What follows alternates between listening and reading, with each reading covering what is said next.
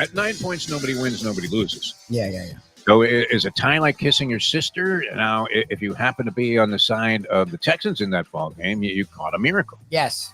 And if you were already counting your money, you were standing in line at the window going, 2,000 on the Chiefs. You feel like a fucking asshole. Sportsbook managers looking at you and you go, we're giving everybody their money back who had it at 9. But the call was justified. So you take all of the risk out of that play if you're Andy Reid. You had it at 8.5. You're feeling pretty good. Chiefs, are they vulnerable? Maybe. Or are they getting such favorable officiating? Yes. Lubie, that it's to the point where there should be some kind of an investigation launched. I don't know. Is this a Taylor Swift conspiracy type of thing? We'll probably hear more about that at the inauguration today when Trump goes in. You know what? I fucking had the Texans on the money line. Exactly. See, now that would maybe endear me to the idea that emboldened me that maybe the next 4 years wouldn't be so rough. I always liked it when Barack Obama was doing brackets, although he was a cock-eating motherfucker. He was horrendous at it. With all the favorites. Okay. Hey, Michelle, does this guy pick anything but favorites? The time. Wake up with Defo, joined by Lubie. Welcome to the Defo Show. I doubt that there'll be anybody that is documenting presidential runs. I guess it would be a reign now. But that would characterize Obama's time as president, 8 years as president, as, we learned about him. He's a chalk-eating motherfucker. That would be it. Lubie is back. This is great. Back from his travels in Spain. Was there no sunshine there, Lubie? You were far more, you had a little bit of a sunburn working when you left. You came back. Did something happen there that terrified you? You look a little pale. How was the weather? The weather was fantastic. It gets sunny. I don't know. We walked a lot, but I guess we're in the shade a lot. I don't know. I walk my dog a lot here, and we do very long walks. So I don't know what's with my face. Maybe I'm relaxed. Maybe that's what it is. The blood has been drained from your system. Exactly. It'll be checked to see if you have any Jewish DNA, and pretty soon, I don't know what the hell's going on. All right, we don't want to get too into that because I wanted to begin the show in song, and then we want to hear a little bit about what happened with Lubie, and no doubt you want to weigh in on a couple of things that were discussed over the last several days, including the big shaka of a trade. Luka Doncic, Anthony Davis. Luka's on the bench yesterday next to LeBron James, as James was not only playing but performing, and in a game where the Lakers were 9-point underdogs to the Los Angeles Clippers. Yes, the first thing you check when you see a blowout is, was Kawhi in the game or was he on load management? We don't know, but he was in the game. He didn't do much. I guess maybe the nature of the blowout dictated that he wasn't going to play a lot of minutes. I think he was out there for like 22 minutes at 11 points, largely ineffective as the Lakers shot out. There were a bunch of first quarter blowout games in the NBA last night. They shot out to a 45-29 lead in the first quarter. 45 points in the first quarter. How about a little D? What do you think? I mean, Billy Crystal had to be spitting up pea soup there like he was Linda Blair and the Exorcist watching that one, if he was in attendance. But, we had the Doncic trade. We'll get into that. I did characterize it yesterday, and it finally hit me. I mean, this trade was conducted, Lubie, in more secrecy and shrouded in more secrecy than probably the worst trade in basketball history, which happened not that long ago when it was orchestrated not by Pat Riley trying to unload Jimmy Butler or Shaq.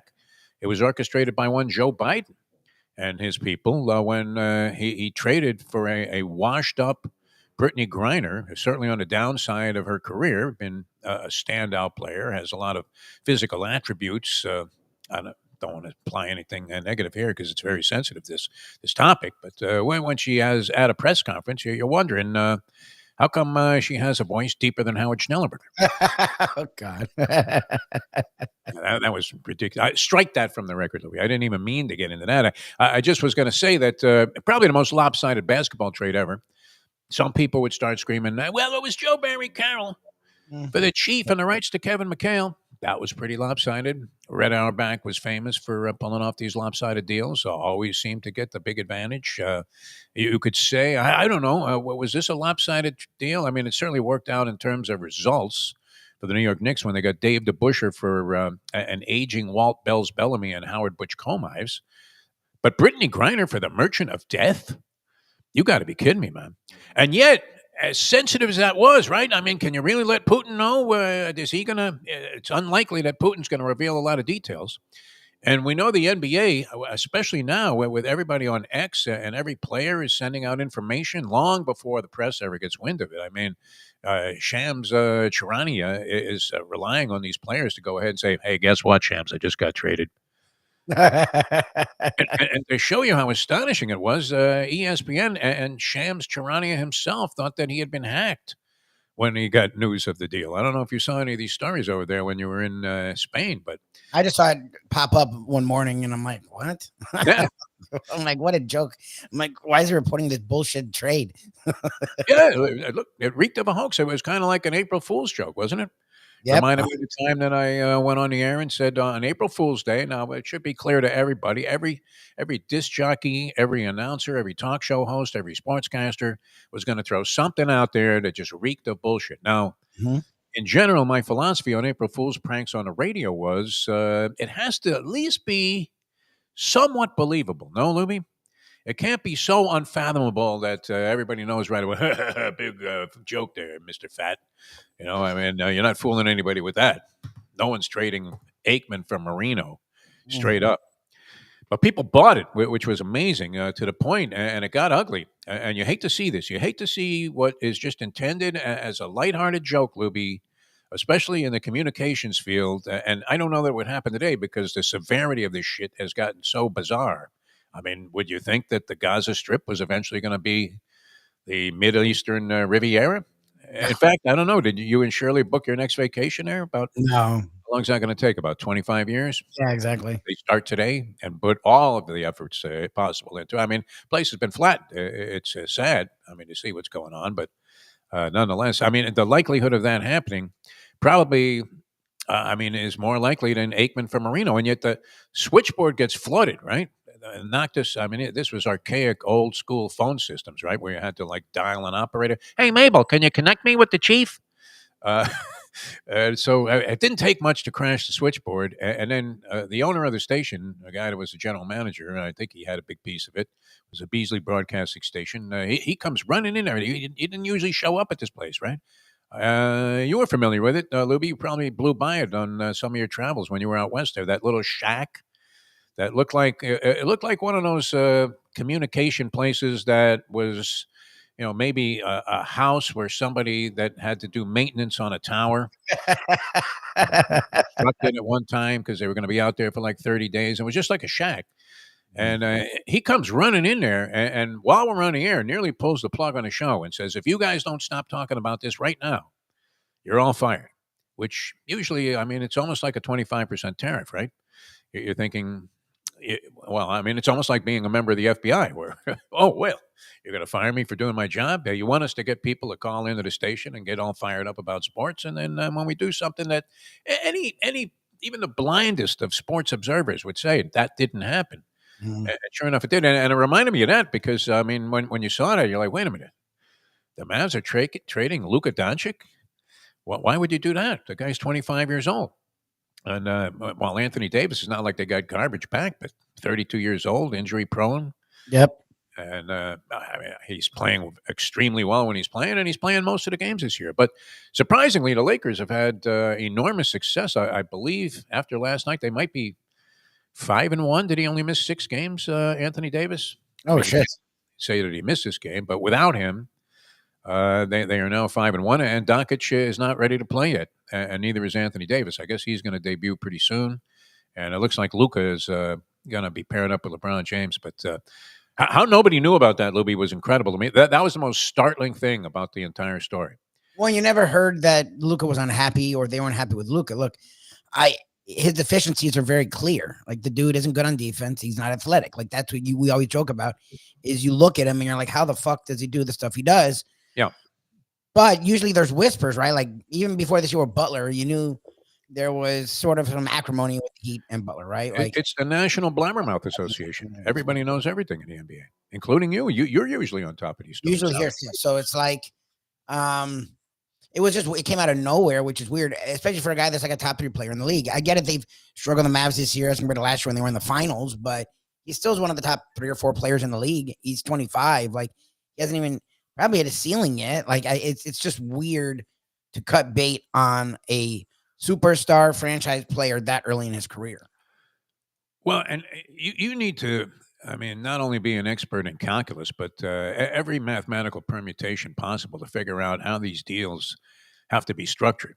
I mean, what was Utah doing in the middle of this thing with a couple of second round picks, and they took the contract. There was like John Koncak or something. They took his contract over, some schlep that I never heard of, and they ended up. Oh, okay. I didn't even realize it was Wednesday here, Lubie. I didn't either, but he just jumped on, so I appreciated him being responsible. I didn't get into like last night, so I totally got the days. All right, well, I'm a little old school coming up here in a little while with Tony Segreto, the great Tony Segreto. Always good to have the iconic local broadcaster. See what he thinks about all this. But I couldn't figure it out. I was going to try and explain what's going on with Jimmy Butler. Louis, this was going to be my attempt. And what's going on with Jimmy Butler? He's out of here. I mean, he's useless to you. You're dead to me, Jimmy. Mm-hmm. If he walked into Pat Riley's office right now, Pat's got to look him right in the eye and go, "You're dead to me, Jimmy. You're dead to me." Yes. Okay, maybe the feeling's mutual. Who the hell knows? You're asking yourself, and this was an interesting quote about the theory about the Luka Doncic trade that was proposed by and mentioned on a show by Dennis Schroeder. It's Schroeder, but it's Schroeder. He's German. German. It's got the two dots over the O. Two dots is a U. Why don't they just make it a U? Make life easy on us. Sportscasters trying to pronounce names correctly. I mean, all of a sudden we'll be tested on the most difficult names in the NHL to qualify for a job. But anyway, so he equates this trade, the stunning, and caught everybody by surprise except the two guys that were making the deal, GM of the Lakers and of course Nico Harrison, who's now become a household name because you're thinking, I don't know, this isn't quite like trading the Bambino for capital to put on a Broadway show, but it's just weird. But very strange, yeah, that he would let go of this guy who seemed dedicated to the idea of being there. Now, they were facing an horrific max contract, and one of such gargantuan proportions, you're asking yourself, wow, I mean, wasn't Luka in line to actually make Shohei Ohtani money? Something like that, yeah. Like $70 million a year, 300 and something million for 5 years. So it was going to be this max extension. Now that gets dramatically reduced. So I would imagine Luka not thrilled about that because I think the max the Lakers can extend him for is like in the low 220s. Yeah, it still isn't bad, and that kind of makes it difficult to see the correlation that Schroeder was trying to draw, where he equated the ability to trade players as a commodity like that. To slavery, modern day slavery is how you're never going to win with the slavery reference, are you, Lubie? When you're talking about guys that literally, I mean, as they go to the new cities, flying private jets, they're Jimmy Butler. I mean, a disgruntled player here with the Miami Heat. He has the option to opt in and stick around with the Heat next year for $52 million. Yes.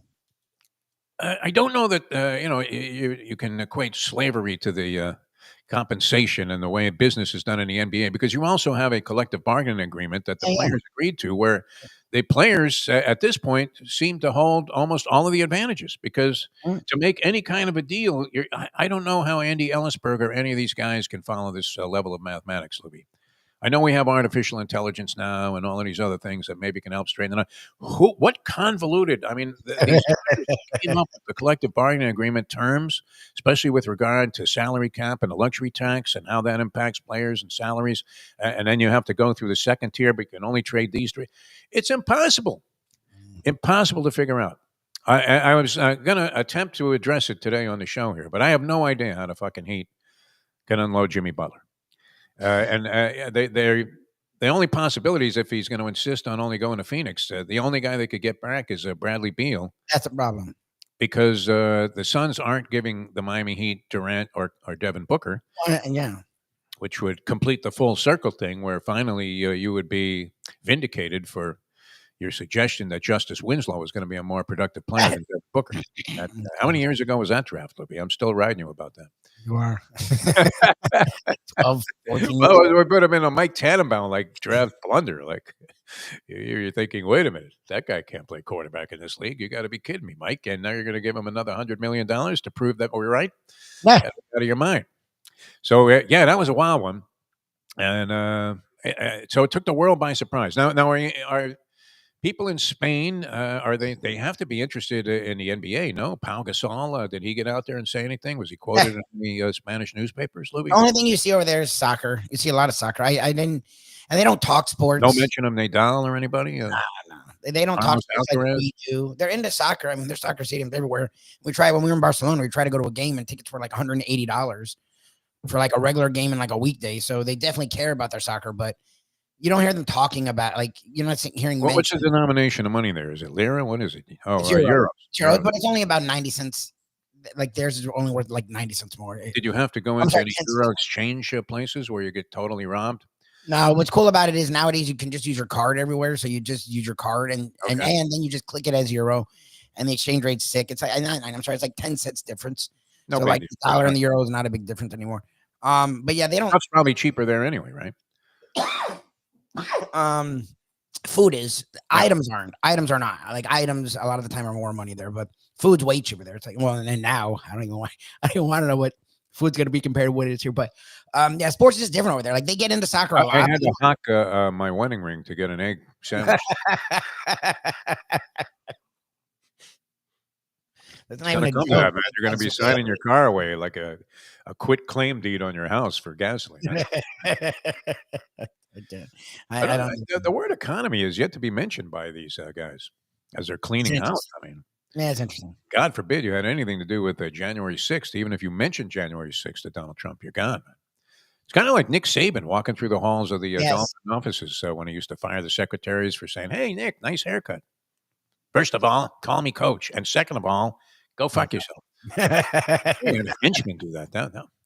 That permanently soured me. I don't care how charming he tries to be on TV and he puts up with McAfee and all of this. Don't you think he's secretly seething every time McAfee opens up his mouth on game day? Or do you think that Nick is one of the boys now? I think he's just taking his money. He's waiting for Corso to keel over completely, isn't he? Oh, God. I just think Nick's like, yeah, they're going to pay me a lot of money to sit here and talk. And everyone treats me like a god. Like, that's his dream. Yeah. That's literally what Does he really need that little laptop in front of him to figure out what Ohio State needs to do against Michigan if they're going to win the game? He's never even near it. Like, he doesn't touch it. He doesn't type shit. He's not doing anything. He's there with the little laptop. You're like, Nick, what the fuck do you need to look at? You've drawn up every play. You've been coaching for 50 years. Bear Bryant has nothing on you when it comes to being an Alabama football coach. And you're going to tell me you need a reference point? Just talk to me off the top of your head. Let me know what you think. Unbelievable. All right, we do have the Super Bowl coming up. So your opinion on the Doncic trade was what, Lubie? Your final analysis there. I mean, I don't know that you can have any final analysis for quite some time. I really don't know, because Ted brought it up to me. He's like, look, if I wanted to talk about it, I didn't really have a strong opinion on it because I really didn't understand it. It was just a really interesting story because every story in the NBA is talked about. I mean, and a lot of make-believe stories are discussed. But nonetheless, I'm watching the Lakers that night playing the Knicks. There's no mention of this. And, there was a thing popped up where Anthony Davis is saying, way to go, boys, way to win without me.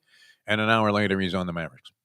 Yeah, like that. I am sort of stunned / confused. Like all the stuff they've said about Luka doesn't make sense. Like he probably won't age well, but the reality is the way he plays, maybe he will. Like he's not athletic. So like no matter what weight he is, he seems to carry it fine. He didn't bad though. Did he go on a diet like immediately after this? Because he was, you know how people get insulted. They're sensitive about, hey, it looks like you put on a few. Yep. I'll take it right off. You got to go raging bull on this thing, like you were De Niro. All right. I did want to get into a song here because I'm slowly becoming convinced of something that probably is going to be to the detriment of my financial well-being. And that would be, Lubie, what kind of fool am I to bet against Mahomes? Yeah. It's only a matter of time before I'm dialing up Michael Kotze to see about a home equity loan. Exactly.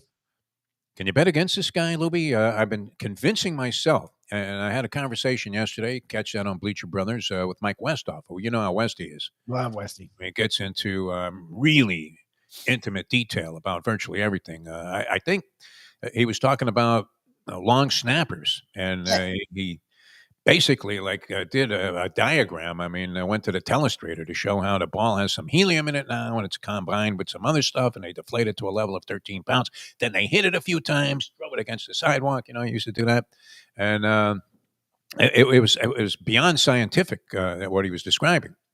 But he like me is now thinking that the Eagles. Why am I doing this to myself, Lubie? I mean, I probably should have talked myself out of various episodes in my life, including maybe a marriage or two. I don't know, but I'm going against what everybody says never to do, and that is bet against Patrick Mahomes, Lubie. Look, I mean, they did that with Brady, and the Greek would always do that. And I don't necessarily agree with that because if there's like a monster team, Mahomes, look, when they played the Bucks and he had an offensive line, like he still kept it interesting for like a half, but like eventually there's only so much he can do. My problem is this isn't that. Like he has his line, his team's as healthy as they've been all year. They've shown you that they're going to find a way to win. You want to say the ref's fine. And the Eagles aren't scary. Like Hurts, they've relied on the run game a lot, and Spagnuolo's a really good defensive coordinator. So if anyone can figure out how to slow down a run game, it would be Spagnuolo. And if they can do that, then you're counting on Hurts, and Hurts hasn't been great all year. So, and their defense is really good. It's strong. Okay, so it's great defense, great offense. Do we ever give Hurts credit for just being a winning player? Yeah, and that's fine. He doesn't get in the way. Like his turnovers, he keeps them to a minimum, and that's really what you need to do when you have a lot of talent like they do. I think the Chiefs team's a lot better than people give them credit. Every week, they're like, well, they're just, exactly. Again, I lived through the Warriors dynasty. Like the Warriors would have games where they had 20 turnovers. And you're like, what the fuck was that? And then they'd win by 10. The Chiefs are just playing with their food. And is that weird sports talk say? Probably. But if you've watched the team now they went to 7th Street Conference Finals, or Conference Championships. This is now what their fifth is. Their fifth Super Bowl. Like, I mean... It's remarkable. It really is, under the circumstances, too. I mean, we were talking about the NBA is far more complicated, I believe, at this point, even though it was the NFL that introduced this stuff with salary caps and all these different considerations. But with the natural turnover that you can't dodge, no matter how clever of a general manager you are, unless you're the Miami Dolphins, who seem to have an endless wad of cash to give everybody at any time. It's Tuesday, right? And Tyreek Hill walks into Stephen Ross's office. He says, hey, give that man another bag of cash. Just give him the money. I don't know how they do it because you would think that at some point they would get the squeeze from the salary cap. But the Chiefs have managed to overcome the loss of top stars, turnover in that category. And then they do have, I don't want to, this doesn't equate to officials. That's a whole nother story. But they have a little element of luck, right? They get this worthy guy in a draft. He, as you like to say, Lubie, kind of fell into their lap, did he not? Yes. And look, Mahomes also. I mean, think about that. What a difference that made. What was he? What was they traded up to get Mahomes? How far up did they go in the draft there? What was he like a 15th pick or something? Between 10 and 14. I'll look it up. He was between 10 and 14. Think about that. The clubs that were sitting there and didn't realize that this guy was going to be the man. Although not always the easiest thing to tell how a guy's talents are going to transfer and evolve as a pro, but you would have to say that in Mahomes' case, it couldn't have gone any better. And Kansas City snares that guy, and there you have it, Lubie, as Gordon Soley would say. You have your franchise quarterback, and you can make changes around him. Things can happen to your team, but if you have that guy, which... very debatable, my friend. Very debatable whether Tua is that caliber of player. Oh, yeah, for sure. Where no matter what happens, you still have a chance to win championships. Look, I mean, and that last drive versus the Bills, it's not like they went, or the second last, it's not like they went down and got a touchdown, but they did get a field goal. That drive, and so everyone was like, okay, Allen's going to go down. Allen's going to win this game. No, the Chiefs made him look like a fool, and that pass that got dropped was the most ridiculous pass ever. The Chiefs just had 5 guys that didn't make a play on the goddamn ball. Like, Mahomes, whether it's a touchdown, field goal, whatever they got to do, he gets it done. Look, because we were in Boston that weekend, and they're like rooting for the Bills, and I'm like, you're a New England fan. I'm like, oh, they're going to be better than the Patriots, and you can't stand that because they hate the Chiefs. All the Patriot fans hate the Chiefs, and I'm here. I don't know that. I'm like old school AFL. Oh, it's your well, it's not that because you hate the Bills more. Their dynasty is the last dynasty, and the Chiefs are doing things they never did. The Patriots didn't go to 7 straight conference championships. They're doing it quickly. He wins the Super Bowl. He'll be ahead of where Brady was. Like, yeah. I don't know. I mean, it's hard to imagine anybody sustaining this, and certainly if they lose this game, How much of a setback is it? Because there was a lot of luck in their season. We were talking with Westhoff yesterday, actually, and he was responsible.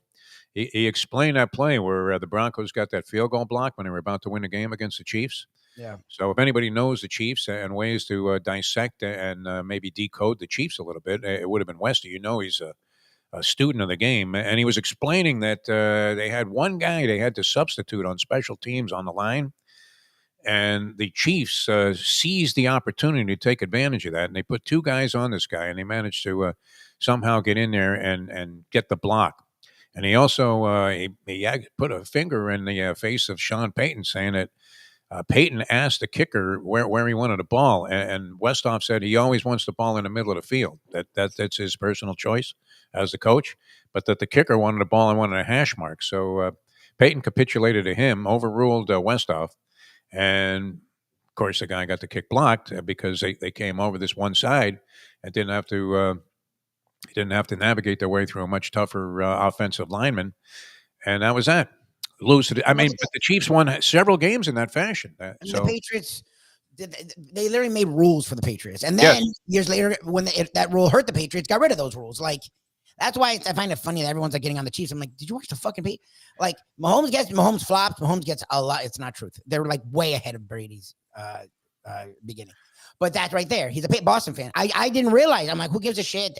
Right now, the Patriots are still had a better dynasty. Like I don't even put them in the Patriots class yet. Right? Like the Patriots won like 6 Super Bowls. Like they haven't done that. Yeah, they're blazing a trail. The Patriots didn't do this. The Patriots struggled early in their dynasty. The Chiefs have just rolled. That's the thing. And Mahomes is even younger than where Brady was. Like it's just. So I'm like, okay, maybe I'm not even giving the Chiefs enough credit. If the Patriot fans hate them, they hate them. Like, I'm like, why do you care about them? You guys are bad. And you had your dynasty. You were good for 20 years. Like, let them be good for 20 years before you feel I think there's a lot of bitterness in Boston. They feel defensive and they feel guilty. They feel defensive as fuck. They're like, oh my God, we thought no one would ever touch us. And there's someone already is. Like, so maybe the Chiefs are better than giving credit. So that was a thing where they're all like, the Bills are going to win. I'm like, it's going to be a game. I don't see the Bills winning. No matter what, refs, whatever you call it. Chiefs are going to win that game. And I feel that here. I think the Bills are maybe a better team than the Eagles. This is the Chiefs year. They're good. And then that's the thing that the Patriots never did. The Patriots never got a three-peat.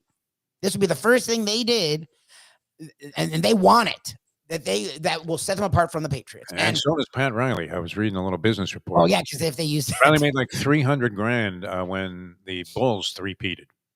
And started, and there are already deals in place that if the Chiefs win, that three-peat's going to be on various forms of merchandise, hats, shirts, jackets, and the NFL has had to make a deal with Riley's business interests to pay him off. That's amazing, huh? Remember when Jimmy was talking to us about how about them Cowboys? Yeah. The Jerry Jones swooped in there and trademarked that himself, even though Jimmy said it. Yeah. Who thinks of this shit? That's why we're broke, Louie.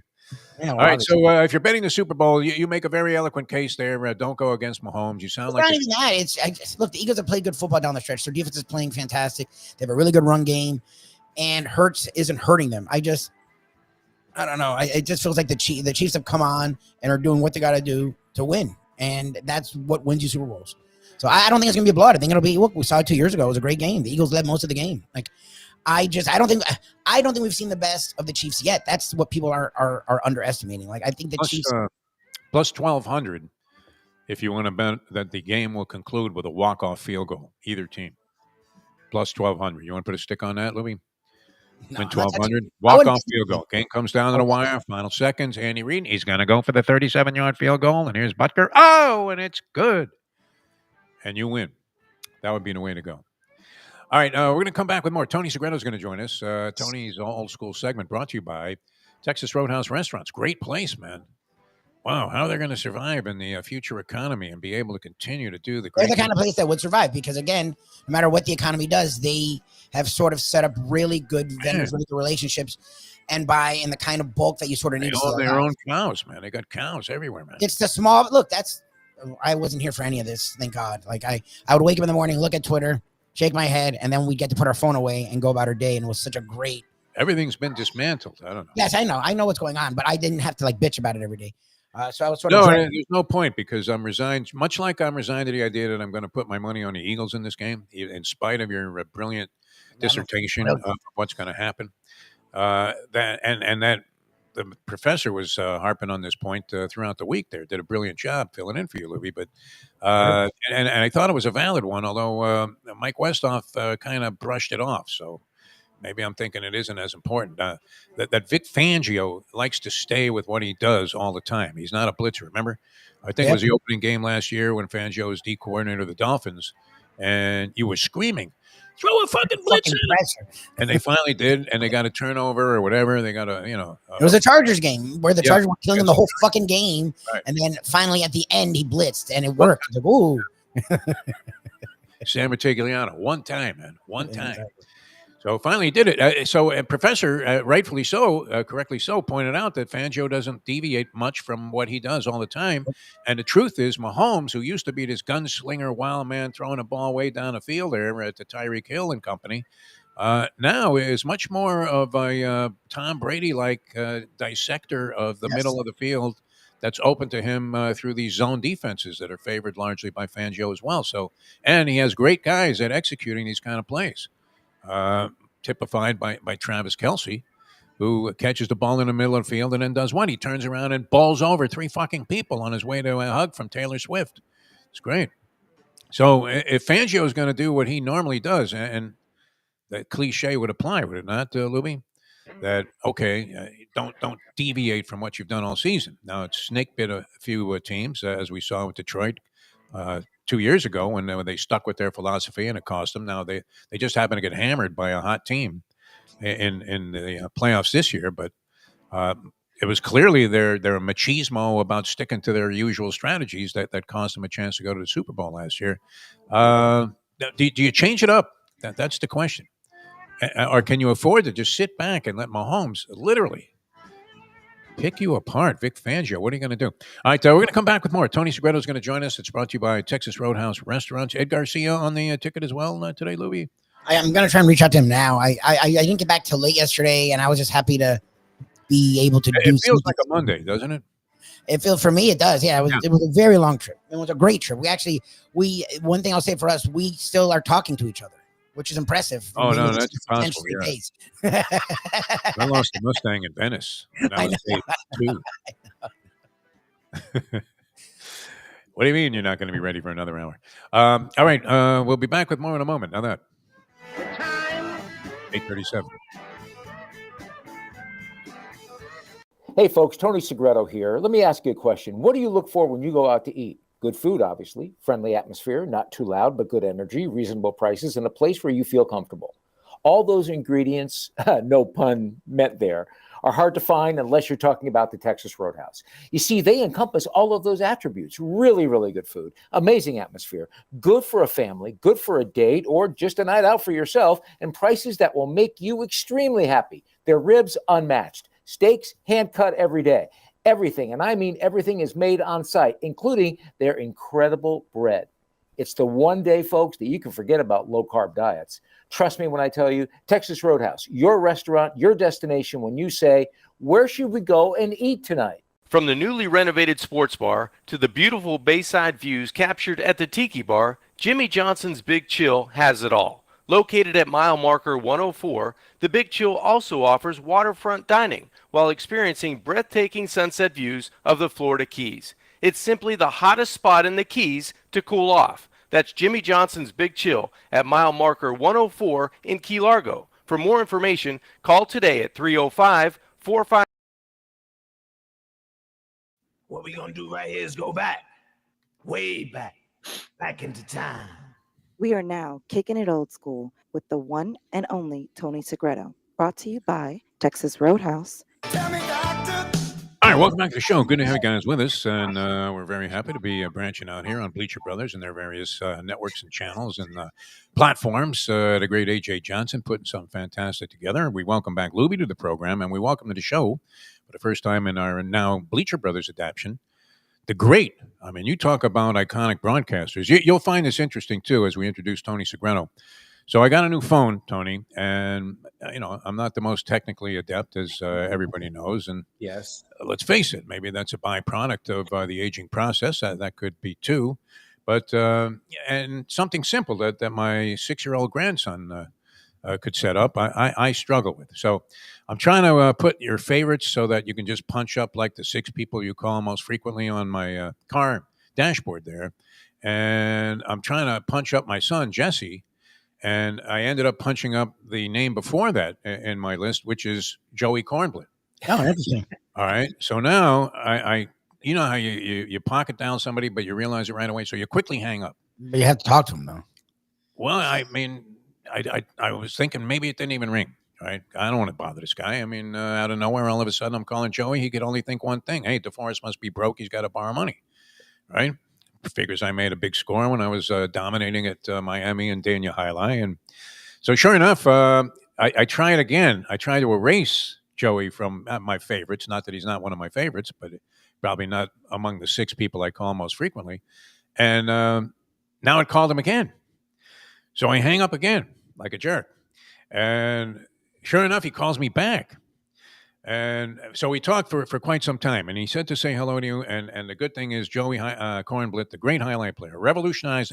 How many people can say that, Tony, that they revolutionized a sport? The game. Yes, they did. And this was quite a sport. I mean, for the people in South Florida and maybe some parts unknown type places, like they had a highlight fronton in Hartford, Connecticut, and they had a couple around the state, but it wasn't really a big thing. What was it big in Spain, Lubie? Did you see highlight frontons when you were there? Lubie just got back from Spain, Tony.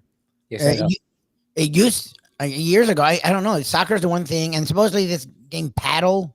We were with her cousin in a city called Zaragoza, and she's like, as big as soccer is, paddle's the biggest game. And it's like a take on. It's like a more athletic sport. The game you hate. Is that the game with the walls? That I don't know. It's like outdoor racquetball with an indoor feel to it. And they were hitting him with a giant paddle, a tennis ball. Shirley tried to show me before we left. In the Dominican Republic, to be like in the Latin countries, they're loving this game. I don't know, but I didn't hear anything about highlight, basketball, no, soccer, and paddle, whatever the hell a paddle is. Tony, you remember? I mean, the heyday of highlight it was unbelievable. Now, did you used to drift over there, or were you mostly a dog track guy? No, you probably stayed in the studio and prepared for your next show. What did you do between broadcasts? 6 and 11. I mean, look, we would go to any parent mutual. Okay, good. That was willing to give us food. They all were. I mean, they were all very generous at that. That was one of the great byproducts of. Joey, I miss Joey a lot. He's my dearest friend and one of my dearest friends, and he's moved up to wherever he is now in Fort Pierce or. He's like in the Space Coast there. Space Coast, yeah. Yeah, somewhere. And, Cocoa Beach, I think he said he was. Cocoa Beach, which is a nice spot. It could be joining him up there sometime in the very near future. And I don't see him as much, but I miss him. We talk about once a week, and he hasn't told me yet. I guess I'll hear from him later how he talked to you. Oh, it's great. I mean, he talked to me like a real gentleman, like he always does. Oh, you mean how he ended up talking to me? No, it wasn't like he was talking to some of those blue hairs. He was even kind to those blue hairs that were booing him. He was kind to everybody. Yeah. He was kind.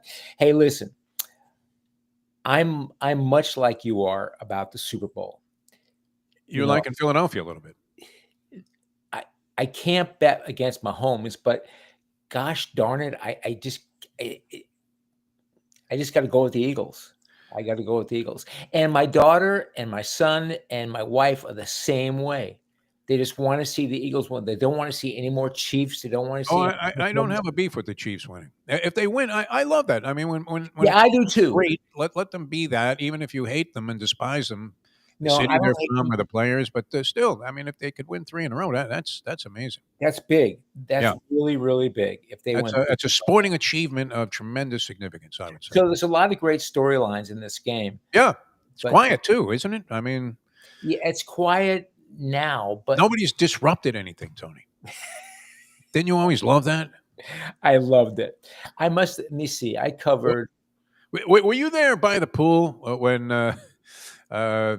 we had the great Edwin Pope was the guy who asked Joe Namath the question about, so you think you can win the Super Bowl or whatever. And he turned around and he said, hey, listen, Eddie, I love your column. As he's wearing a bathing suit in a lounge chair at the Thunderbird Motel. Yes. And he says, I'll guarantee it. Yeah. And Eddie Pope ran with that, and it became, of course, a classic, legendary sports proclamation. Some people, not many, were very good at that. Like when Patrick Ewing used to guarantee a win, they fucking got toasted every time. But, yeah. Were you there that day? I was there that day. Very young Segreto. I was there that day. You were there? Oh my God, that's old school, Tony. So I mean, how cool was that? Joe Willie's sitting by the pool. Now, did you pick up? Did you have a mic stuck in there when he said this? No, I didn't, because I was young and I was interning at the time. And, okay, well, it's still great. Still great. I have a lot of great memories of the Super Bowl, and it brings back a lot of them right now. No doubt. All right, so that takes place at the Orange Bowl, changes the course of NFL history forever. Your attachment and association and longtime and sincere friendship with Don Shula. How much did you tiptoe around that, Tony Segreto, when you were with Shula? I mean, you're in there, speaking of steaks, eating one of those free 48 ounces at Shula's Steakhouse, which were amazing. And think about this. I was outraged. That and salmon on the side. No salmon back then for you, Tony. Come on.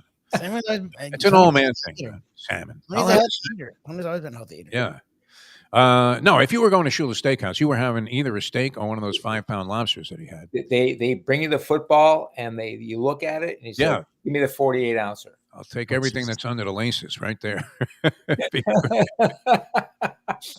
No. If Shula was around today and the steakhouse was still in existence, just to poke fun at his buddy Bill Belichick, would he have had a deflated football as one of the menus? Yeah, where you couldn't read anything because it was all crinkled up from where they'd let all the air out of the ball. Classic. And I knocked Shula at the time, and I don't think he was happy about it for charging $8 a la carte for a baked potato. Now, you'd be thrilled, right? If you went to any steakhouse, it was only $8 for the potato and a side. Got to be kidding me. All right, so and you attended that game also, Tony? A young Tony Segreto. You would have been what, about 20 maybe at that time? What year was that? 80, that was 69. 69. 19 years old. 19-year-old Segreto is out there. And what did you think? You know where I was? I was on the roof of the Orange Bowl, looking at the game, watching the game from the Orange Bowl, and filming the game. I loved it up there. That was a great vantage point for any sporting event. It really was. Yeah. The rooftop, fantastic. We at the time, Bernie Rosen had a business that had on the side, and he was filming all the games of Dolphins games. Like he was Ed Sable, yeah. And no, this was game film. Okay. We're keeping all 22 people in the frame. And we were on the rooftop, and we were contracted by the NFL. And we were filming the game from the rooftop. And it was nice. It was tremendous. It was so much simpler then. Life was simpler. It really was. People liked each other in 1969. Yeah, they did. It was the beginning of the hippie movement, my friend. We were smoking weed together and passing it around. I mean, we were going to Jethro. That's true. That's true. It was phenomenal. Woodstock, yeah. What happened to us? It's like the reunion where you come back 50 years later and a guy looks at you and says, "What happened to you?" Although it doesn't apply in your case, Tony, because you look great. Yeah. It's amazing, right? We saw Tony at the track last week, Lubie. And you'll see me at the track this week. Nice. Excellent.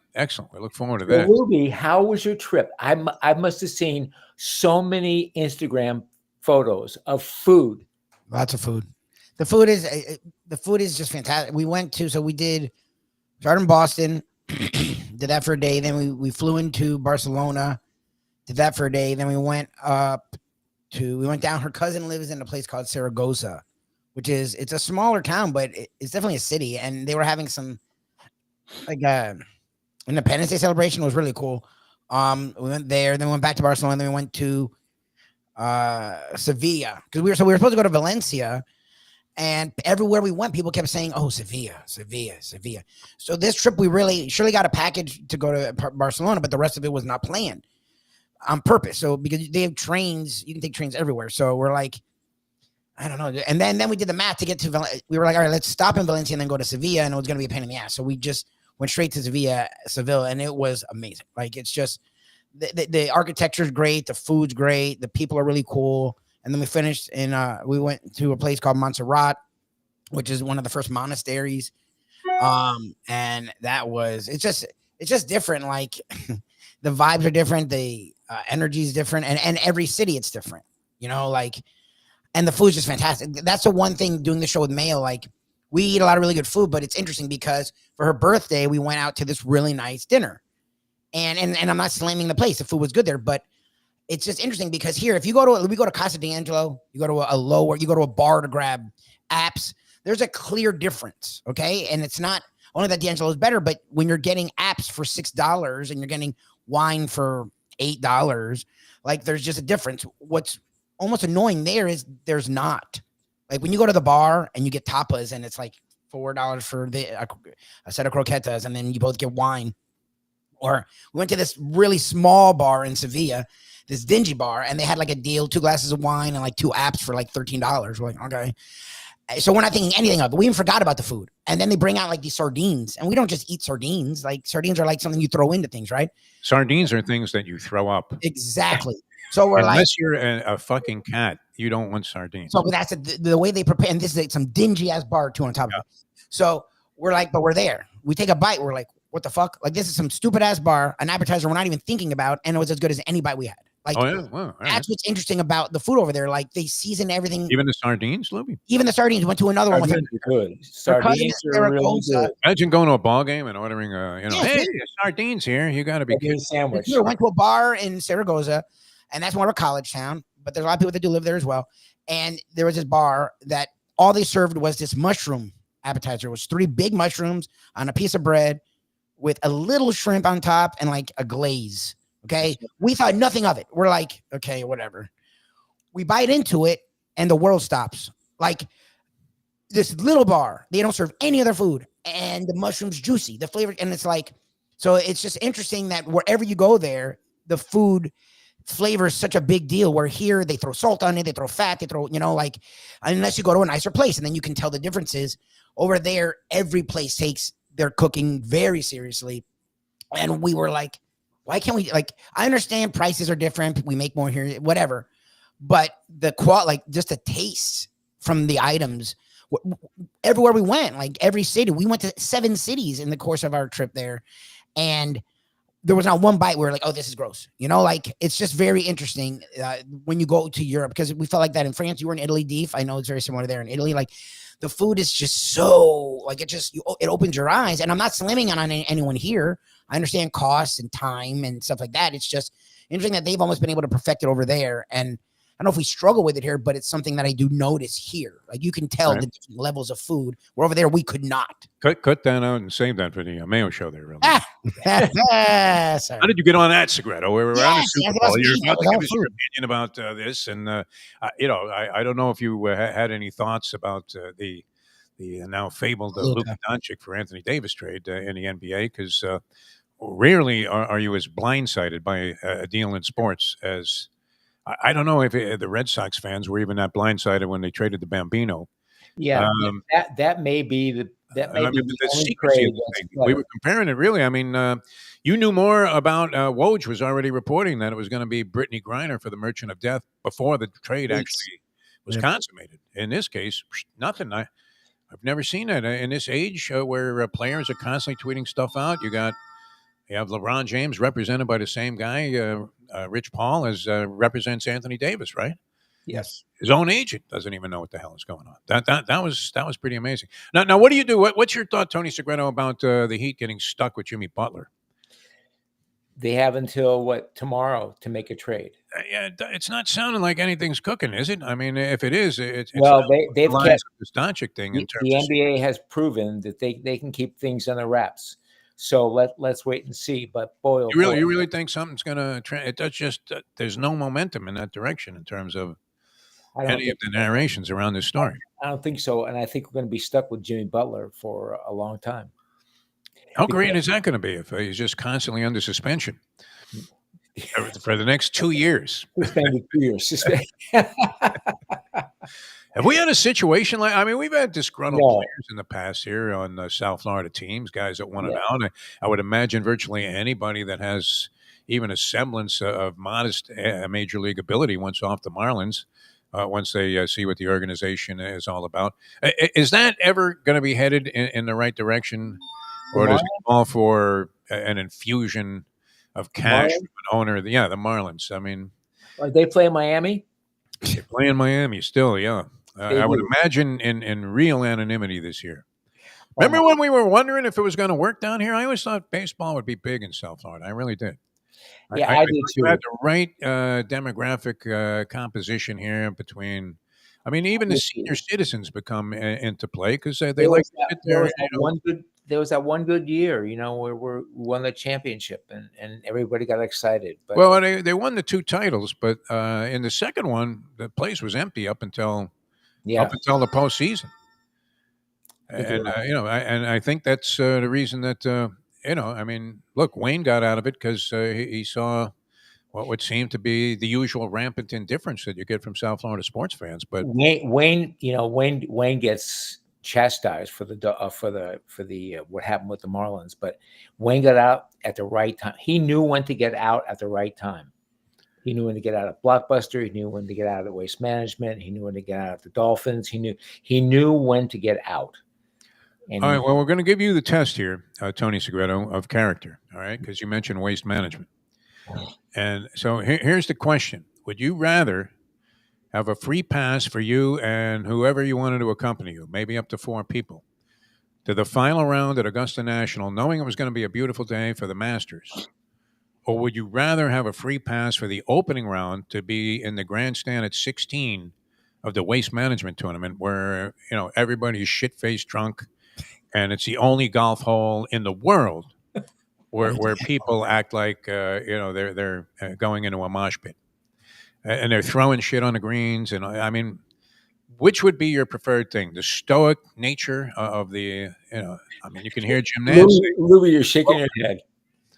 Lubie, you're shaking. Where would you rather be? This is a test of character. I feel like Defo would rather the Waste Management one. Like, that's why I know where Tony would rather go. I don't feel comfortable in those stuffy environments. I don't know. I mean, come on. You don't want to go to the Masters?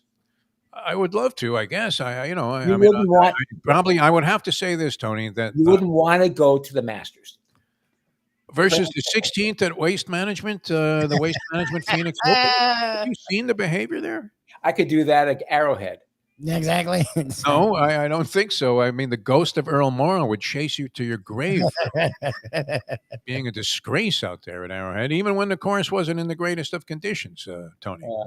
You might be able to go out there and pop a 75, if the ground was particularly hard that day. I want to play Goonie golf maybe, but come on. All right, so you would obviously, I knew the answer to that coming from you would be, hello, friends. You don't want to go to the Masters. Yes, I tell me that right now, Defo. You'd rather go somewhere. I guess in my, if I was being honest about it, I would say, yeah, probably the Masters would be a better experience than hanging out with a bunch of guys that look like John Blutarsky. We're firing Miller Lights at Scotty Scheffler and yelling, "Miss it, Fatso!" Every time John Daly takes a putt. All right, Tony, I guess that's it. So you're going with the Eagles. Is this correct? What? Come on, don't hedge. You're allowed to go with the Eagles. I mean, they were high seed. I don't know. I struggle with this. I struggle with this because you know what? There's a part of me that wants to see Mahomes win it. Oh, wow. I wouldn't mind it. I mean, I literally don't have that much. Part of me that wants to see Destiny bias either way in terms of my rooting interest. Only where my money would be laying, and it's a tough game to pick. I'm thinking 3 things can happen. Who's the favorite? Chiefs. The favorite is Kansas City by 1.5, my friend. Chiefs. So, do you take the 1.5, thinking that Philadelphia A has a chance to win the game outright? Well, we do. You can't dispute that. B, there's a very good chance that, like all Kansas City games have been for the most part, it's a very close game. So getting the point and a half makes you feel good. You could still lose the ball game by 1 and walk away with the money. Or you could lose. So 3 things could happen. 2 of them are good or favorable for you if you're on the side of the Eagles. And yet, are we just ignoring the obvious, which is don't bet against Mahomes? That seems to be the essence of it for me. I don't know how you feel. It's not so much Mahomes. You're leaning, but you're not willing to step out there, Tony. It's not so much Mahomes. It's Reed. It's Andy Reid. Andy Reid over Nick Sirianni. I could see that. Spagnola's no chump either, and this will be an interesting matchup because you have Spagnuolo who seems to adapt to different situations and throw wild wrinkles in there. I just can't. I want this talking to stop. I just can't wait to see him tee it off. All right. Well, we're going to get that on Sunday, Tony, without your prediction here, without a conviction. Yes, I'll give you my prediction. That spike has to be hitting you right in the rear end where you're climbing over the fence. Come on, Tony. Kansas City. All right. Here we come.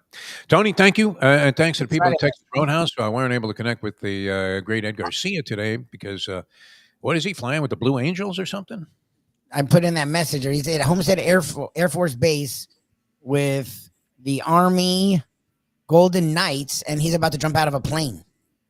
Like he himself is skydiving, this guy? He himself. And then he showed me a picture of the people price of eggs hasn't risen enough to impact Texas. Lubie. Oh, God. Where he's jumping out of a plane, huh? It's not unbelievable. All right. Well, it sounds exciting. I don't know. Golden Knights, that they don't fly like at 400 miles an hour? Oh, wow. So he hasn't done it yet. That's him? Oh, man. No, he hasn't done it yet. I mean, he's texting me, but he clearly is like, it's not just on the ground watching. Like has he ever done this before? I didn't get into it. He didn't respond to my text. Tony, are you skydiving at this point in your life? Are you even thinking about it? No. I'd rather just when are you thinking about it, Defo? Well, in the eventuality that Lubie ever lays those gift cards on us, I would much prefer just going to Texas Roadhouse and having the bone.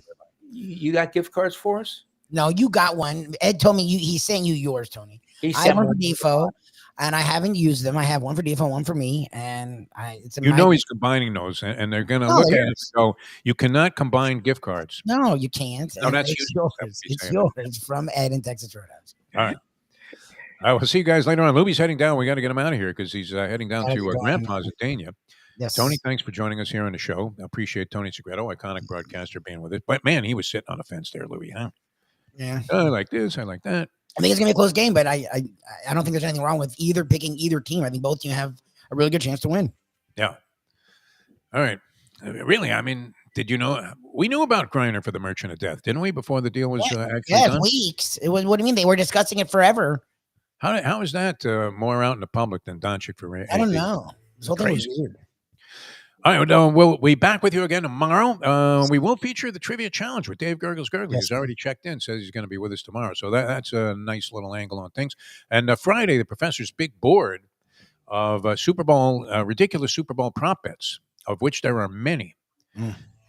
The reason the Waste Management Tournament popped into my head, too, Lubie, when we were talking with Tony, was because I saw a guy with a prop bet combining the Chiefs on the money line to Sam Burns to be the winner of the Phoenix Open, Waste Management Phoenix Open, with anybody. The only guy that can win and still leave you with a chance to win would be Scheffler. It excludes Scheffler now. Okay. This is how far-fetched and quantifying these prop bets have got. So you would have to have the Chiefs on the money line, and then this guy Sam Burns would have to be first or run second to Scotty Scheffler, and you cash at like plus 3,500. What do you think? How far-fetched is that? That's a lot. This is how America's going to go broke. There's no way. I mean, you could be a Trump supporter or radically opposed. It's not going to matter. The economy is going to be drained by FanDuel. It really is. I don't think there's any way to look at it other than that. All right, we'll see you guys, and I'll be joining you here from the old homestead from Grandpa's today. So that's 10:30 on South Florida Live and the Let's Eat South Florida page. And we'll see you tomorrow right here on Bleacher Brothers and all our other platforms with the next edition of the Defo Show. Welcome back, Lubie. We'll see you next time as we leave you know that. The time. It's 9:04. Let's go to eat a damn snack. Look what they